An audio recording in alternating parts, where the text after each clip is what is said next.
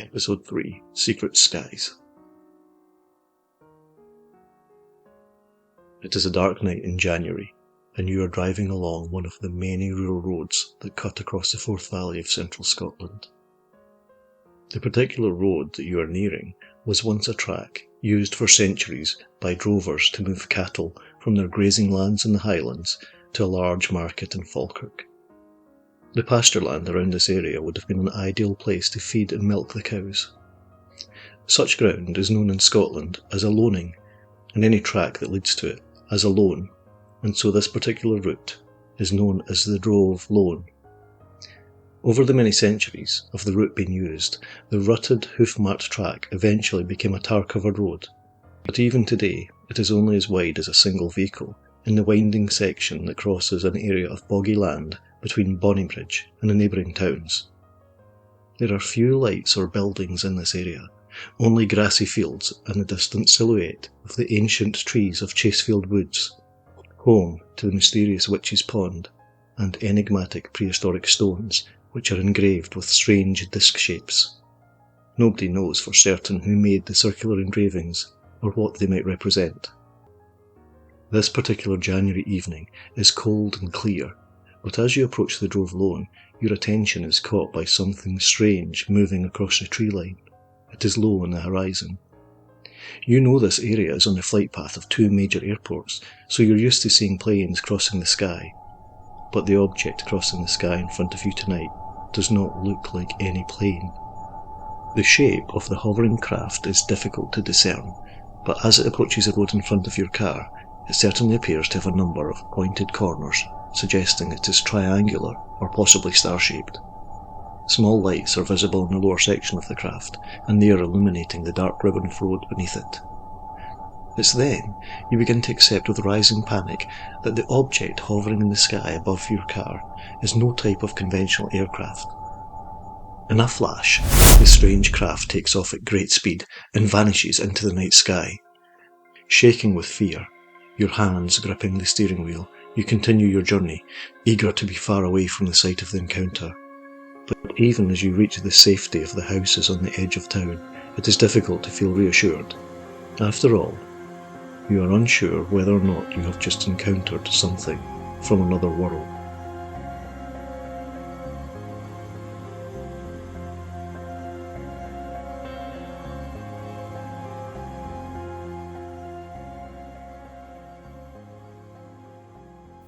I'm Norman Brown, and you're listening to the Scary Scotland podcast, where we delve into the dark corners of Scottish legends to make connections with the wider world and culture. Tonight, in Episode 3, Secret Skies, we travel to central Scotland in the 1990s and explore the origins of this small town's connection to UFO or UAP sightings, and we consider what could account for the hundreds of stories about potential visitors from beyond our planet and strange things in the skies. So make yourself comfortable and come with me to explore Bonnybridge and the secret in the skies above it.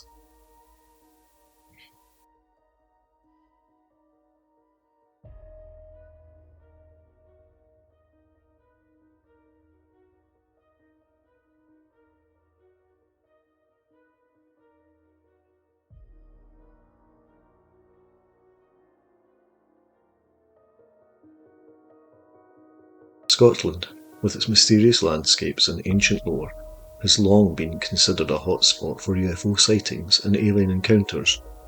From the remote Highlands to urban areas, reports of unexplained phenomena have intrigued researchers and enthusiasts alike. But historically, these accounts have been widespread, until the 1990s, when sightings seemed to cluster around one specific geographical area. Bonnybridge, a small industrial town located in central Scotland, has become synonymous with UFO activity. Referred to by enthusiasts as the UFO capital of Scotland, this area has become the epicentre of numerous reports of unexplained aerial phenomena for more than 30 years.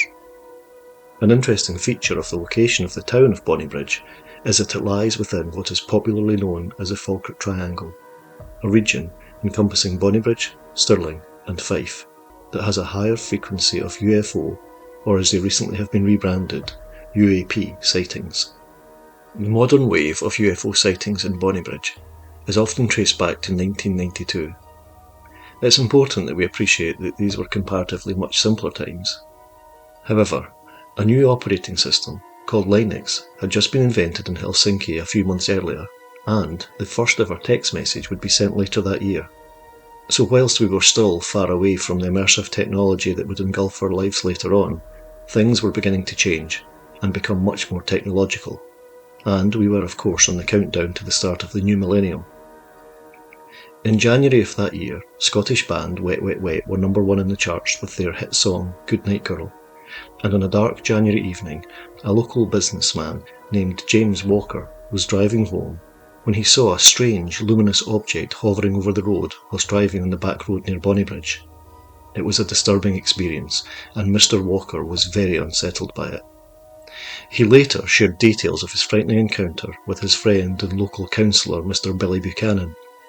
Councillor Buchanan was so concerned by Walker's account of the incident that he asked for details to be published in the local newspaper, the Falkirk Herald, at the time.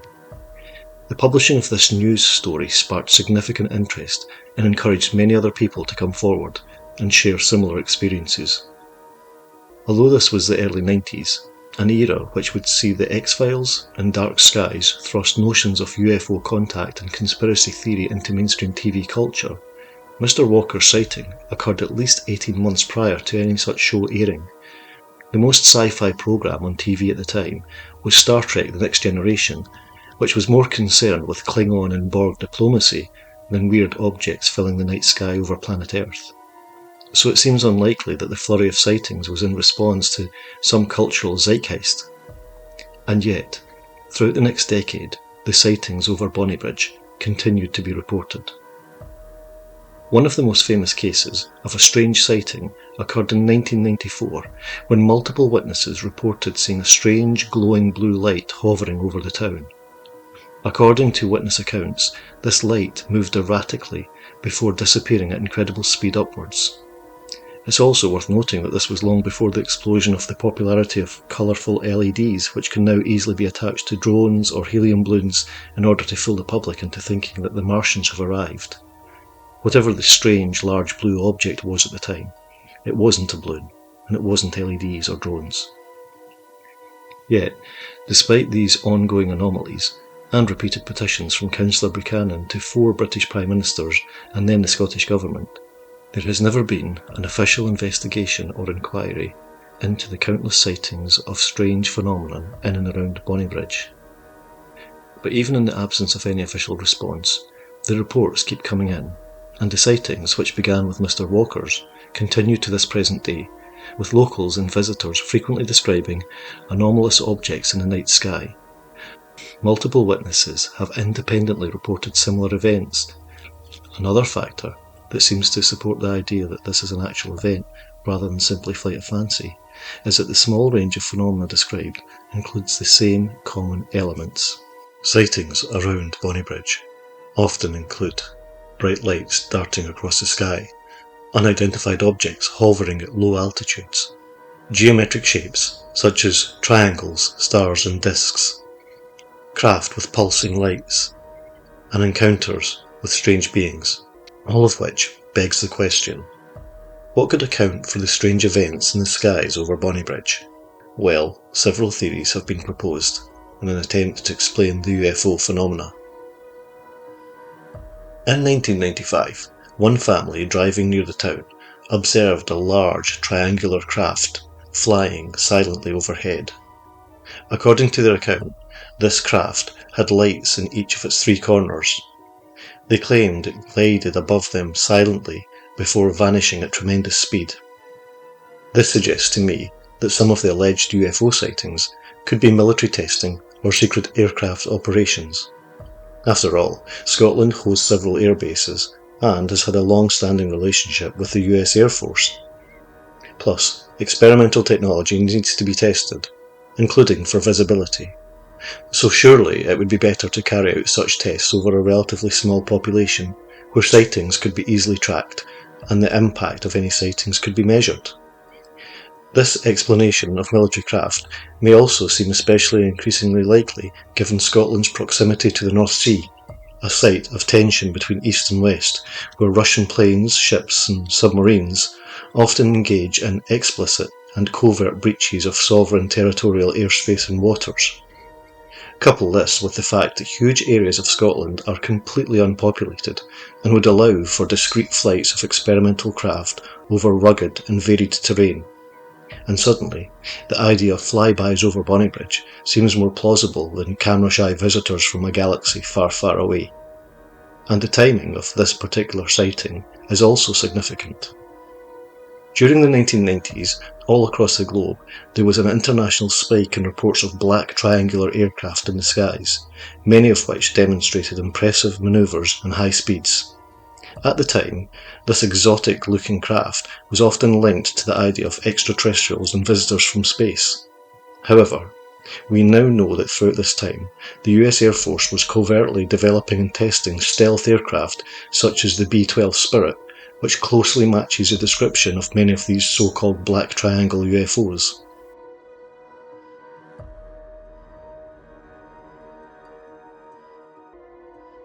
Some people claim that geophysical anomalies may play a part in the strange goings-on. You see, the Falkirk Triangle region is geologically active, with some theories suggesting that natural phenomena with fascinating properties, such as ball lightning or atmospheric plasma, may be mistaken for UFOs. Of course, this theory begs the question, why were there not similar accounts prior to 1992? But by far the most alluring explanation for the Bonnybridge sightings is, of course, the extraterrestrial hypothesis. Many locals and ufologists believe that the sightings in Bonnybridge represent genuine encounters with extraterrestrial craft, citing the consistency and the volume of reports as convincing evidence. Of course, either explanation, that of military tests involving exotic war toys or visitors from somewhere beyond the planets, would perhaps seem much more convincing if we could find similar sightings elsewhere in Scotland. Well, buckle up my friends, because it seems that the Bonnybridge UFO phenomena are not isolated. Similar patterns of sightings have been reported throughout our misty land. One particularly noteworthy case, which in many ways blends lots of the classic UFO elements, is known simply as the Calvine sighting, which took place above a remote hillside in rural Perthshire. It was a humid August evening in 1990 when two local men, who were employed in a nearby hotel, were hiking through wild countryside on the edge of the Cairngorms. As they walked together, the two men reported seeing a massive diamond-shaped UFO hovering in the sky for over 10 minutes and in clear view. Unlike other typical sightings, this one involved two reliable witnesses in relative daylight, allowing them to clearly see the craft, and in addition to that, they saw it being accompanied or pursued by several RAF Harrier fighter planes. One of the witnesses, who had a camera with him, managed to snap an impressive 6 photographs of the craft before it vanished from sight, along with the fighter planes. A few days later, the photographs were passed on to the largest national newspaper at the time, the Scottish Daily Record. Though, before any image could grace the front pages, the evidence was seized from the desk of the Daily Record's editor by military personnel. The photograph was classified by the UK's Ministry of Defence, and the two men who witnessed the craft soon left the area where they had worked, never to return. This story may have faded into the realms of urban legends, had it not been for the fact that in 2022, more than 30 years after the initial sighting, a retired RAF press officer came forward with one of the original photographs. He had held on to the image for over 3 decades and said he had always expected someone to come forward asking about it. And now, anyone with access to the internet will be able to search for the Calvine UFO and see exactly what the two witnesses did on that particular night. 10 years prior to the Calvine sighting, there was another major event. This time, it happened south of the border. The Rendlesham Forest incident, which occurred in 1980, is widely considered the UK's most significant UFO event. This series of sightings near a military base in Suffolk involved triangular craft and unexplained lights being recorded by a group of servicemen in the woods near to an RAF airbase. It seems more than a little coincidental that both the Calvin sighting and the Rendlesham Forest incident both include the presence of military aircraft and personnel. For the skeptic, this might be proof that what we're seeing is nothing more than secret weapons of war and espionage, but to the believer, the presence of hastily scrambled fighters or confused security patrols negates claims that sightings are nothing more than misidentified stars, ball lightning, or mass hallucinations. And other areas of the UK have also been visited too. There is also the Welsh equivalent of the Bonnybridge Triangle, known as, can you guess? The Welsh Triangle. This region around Pembrokeshire experienced a wave of UFO sightings in the 1970s, including one in which several school children observed a UFO fly over and land near their primary school. The children not only described a craft, but also strange beings that flew in it. After the alleged sighting, the children, who were isolated from each other by their perplexed and initially dismissive head teacher, were asked to draw what they had seen. They produced surprisingly consistent images. Now adults, the grown-up children also still stand by their accounts. And there are hundreds of equally large-scale sightings, and thousands of less reported incidents occurring every year. And not all of them are limited to observing something strange in the sky. Several accounts involve a more physical experience. If you drive in a southeasterly direction from Bonnybridge, you will soon find yourself in a place called Livingston, and it was here in Livingston's Dechmont Woods in 1979 that one of the most frightening physical UFO experiences occurred. The Robert Taylor incident, or, as it's also known, the Dechmont Woods encounter, is one of the most documented UFO cases in Scotland. It tells how on November 9, 1979, forestry worker Robert Taylor claimed he encountered a spherical craft in a clearing in the woods.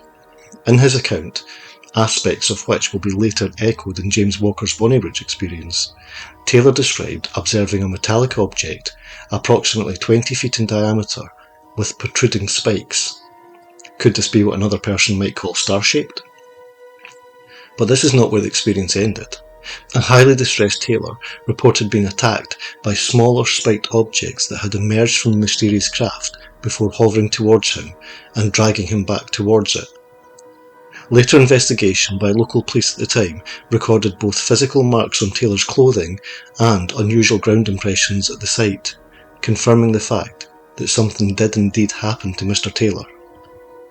Similar accounts, whilst rare, are found throughout Scotland, and a small number of people also experienced the next level of UFO or UAP encounter: abduction.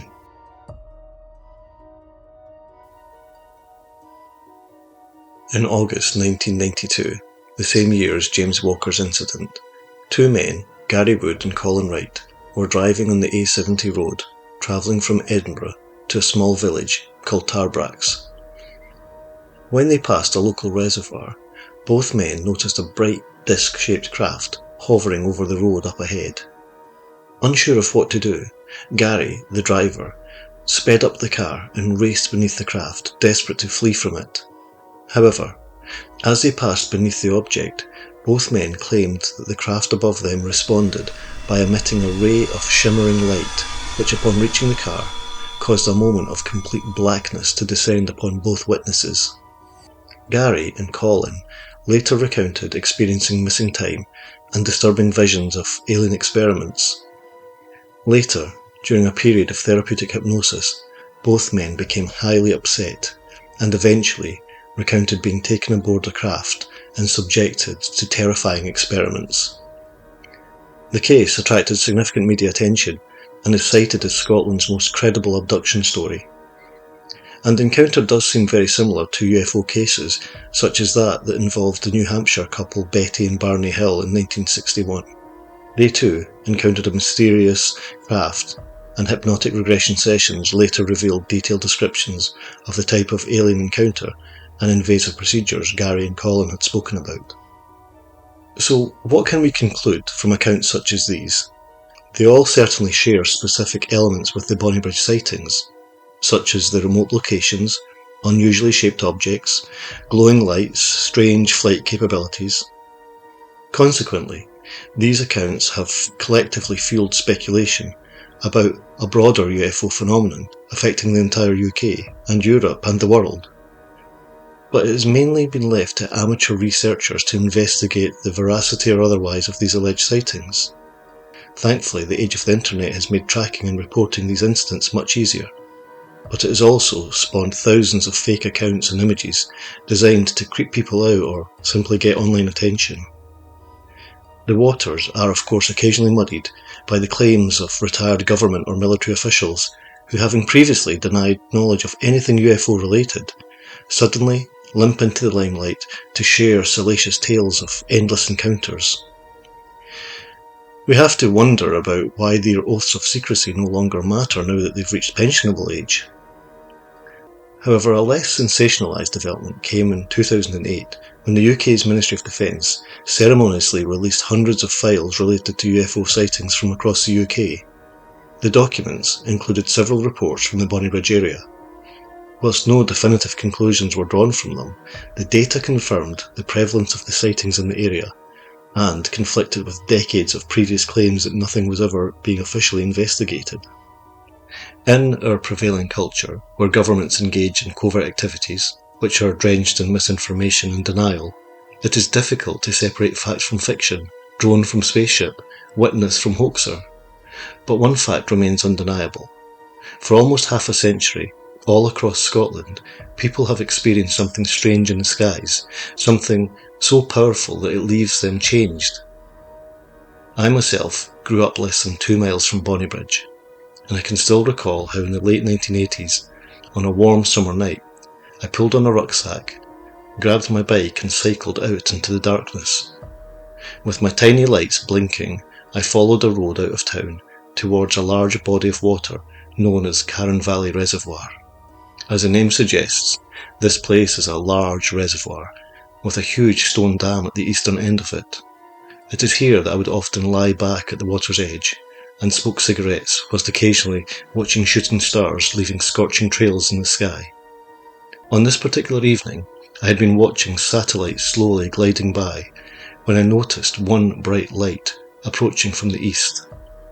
At first, it seemed like it could be a very bright star, such as Venus.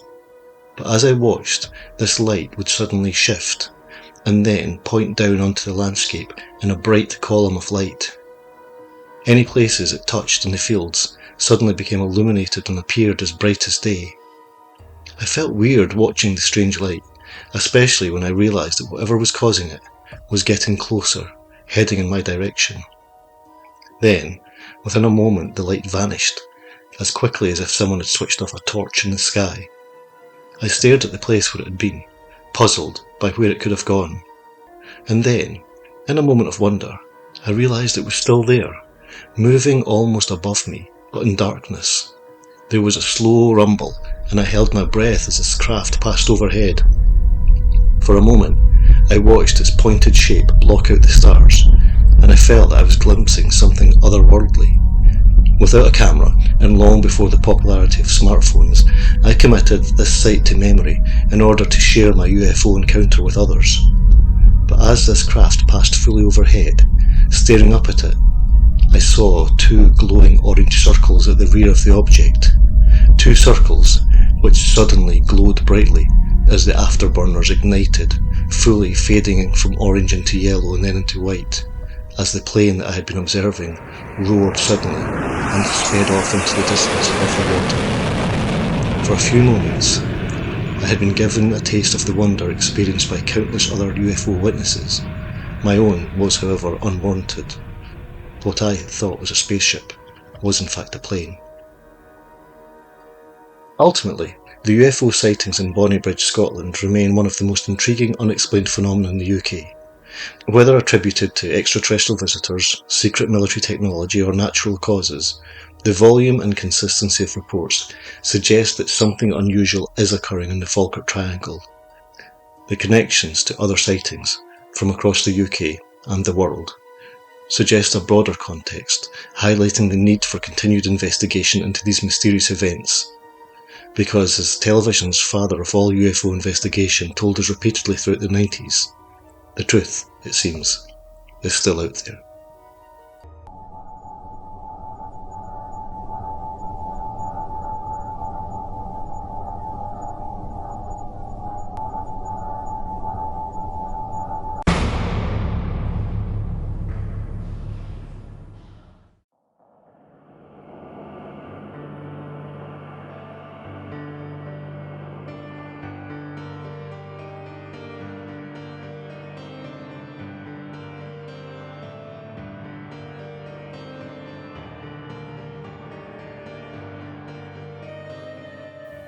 I'm Norman Brown. Thank you for sharing your time with me. If you enjoyed this episode, please subscribe and rate the show on Spotify, Apple Music, or whichever platform you prefer. A new episode will drop every fortnight, so there are many more scary stories to explore. Today's episode, Secret Skies, was made possible by nationalarchives.gov.uk, drdavidclark.co.uk, thescotsman.com. Music was made by Alfred Boostra of A Creative Journey and PG Richmond of Creative Audio. Additional sounds were supplied by the Free Sound community. Thank you all for your company, and stay scared.